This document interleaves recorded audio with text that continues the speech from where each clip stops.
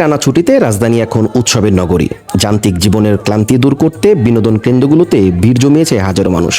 তবে চন্দ্রিমা উদ্যান বা জিয়া উদ্যানের চিত্র আজ একটু ভিন্ন।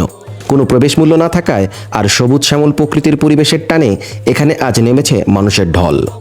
বিকেল গড়াতেই উদ্যানের ভেতরে প্রতিটি কোণ কানায় কানায় পূর্ণ হয়ে ওঠে। মানুষের এই সমাগম এতটাই যে উদ্যান ছাড়িয়ে এর প্রভাব পড়েছে বাইরের প্রধান সড়কেও। দুই পাশের মেইন রাস্তায় প্রায় 1 কিলোমিটার দীর্ঘ জ্যাম তৈরি হয়েছে, যা সামলাতে হিমশিম খেতে হচ্ছে ট্রাফিক পুলিশকে। তবুও মানুষের উৎসাহে কমতি নেই। বন্ধুবান্ধব আর পরিবার নিয়ে সবাই মেতেছে ঈদের আমেজে। আসলে এই জায়গাটার পরিবেশটা খুব সুন্দর, খুবই ভালো লাগে। আর দেখেন কত মানুষ আসছে আজকে ঈদের দিন।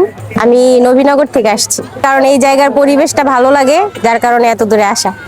আমি এখন দাঁড়িয়ে আছি জিয়া উদ্যানের ঠিক মাঝখানে। আমার চারপাশে তাকালে শুধু মানুষের মাথা দেখা যাচ্ছে। টিকিটবিহীন প্রবেশের সুবিধা থাকায় সাধারণ মানুষের প্রথম পছন্দ এখন এই উদ্যানটি।